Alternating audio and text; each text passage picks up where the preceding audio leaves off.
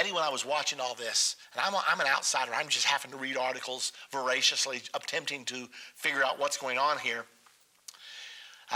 The Pope was called to make a speech before the United Nations the year after he was elected in 1979, and so I had great interest.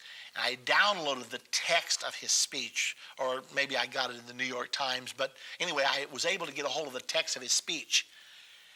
And when I read in his speech that he called for massive wealth redistribution, I knew that the thing that Malachi Martin feared had happened to the church. Because anyone that knows anything about the Communist Party knows that the central plank in the platform of international communism is wealth redistribution. He called for that before the world government body, the United Nations. Obviously, he was very much in favor of the exact same thing that the world governmental organization that we call the United Nations was in favor of. Well, this is one of the most fascinating things I've ever dealt with when I have studied the prophecies of the Bible. The story just goes on and on.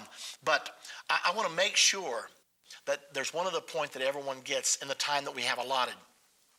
Malachi Martin wrote another book called Vatican. On page 560 in his book, he told us something that happened in the inner circle of Vatican.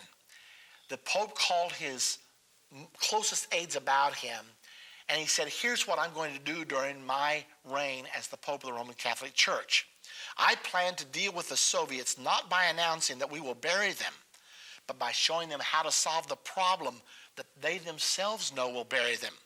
I plan to give them a model where religion, morality, and sociocultural life are totally detached and independent of political control. And that model is to be Poland? Someone asked. The Pope nodded, because you see, he was from Poland. But more than a model for the Soviets, he added, we will also have produced a model for Europe. We're going to show the communists how to make socialism work. They don't have the profit motive, so there's no reason for people to work.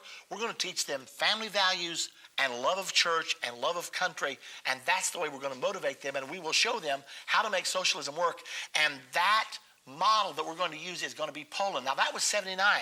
In 1980, there was a very obscure and unobtrusive announcement made in all of our newspapers that a little labor union had been formed in Poland called Solidarity, with Mr. Lech Walesa as the leader.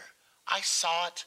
I wondered about it at the time, but I didn't know for sure what to make of it. However, at first, Solidarity was banned by the communist authorities. After a few years, Mikhail Gorbachev came to power, and things began to lighten up just a little bit, and Gorbachev became a very good friend with Pope John Paul II. Around 1989, the announcement was made that Solidarity would in fact be allowed to run for office in Poland. Now, this was astounding. Well, when the election took place, Solidarity was swept to power with the full backing of the church and Pope John Paul II.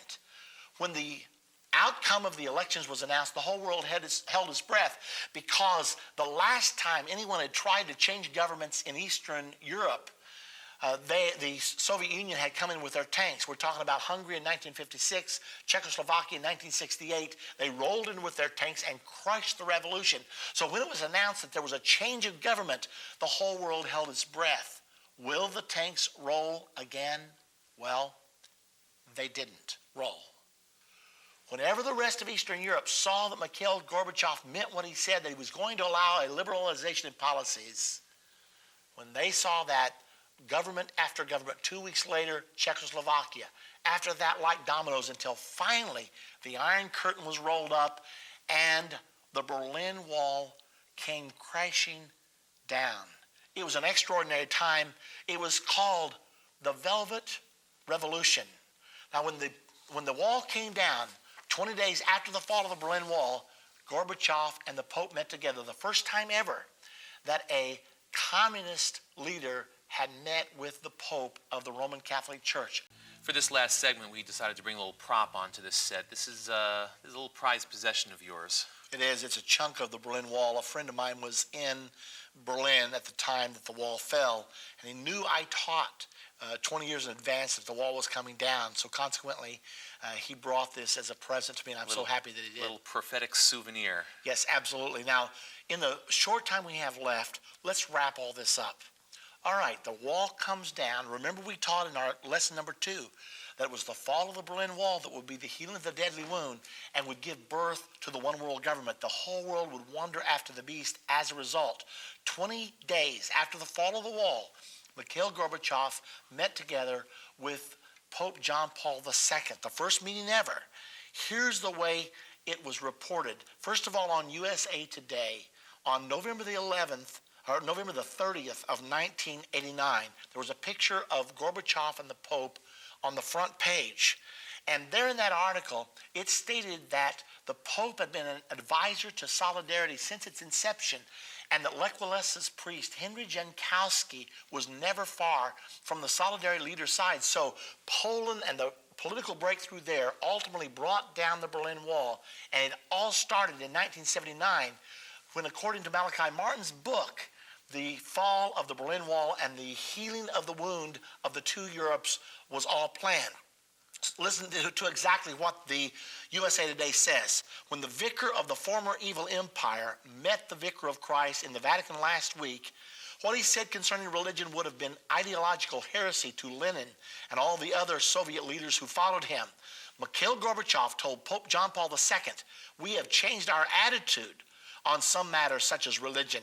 Now we not only proceed from the assumption that no one should interfere in matters of the individual's conscience, we also say that the moral values of that religion generated and embodied for centuries can help in the work of renewal in our country too." In other words, your principles, your religious principles can help socialism work.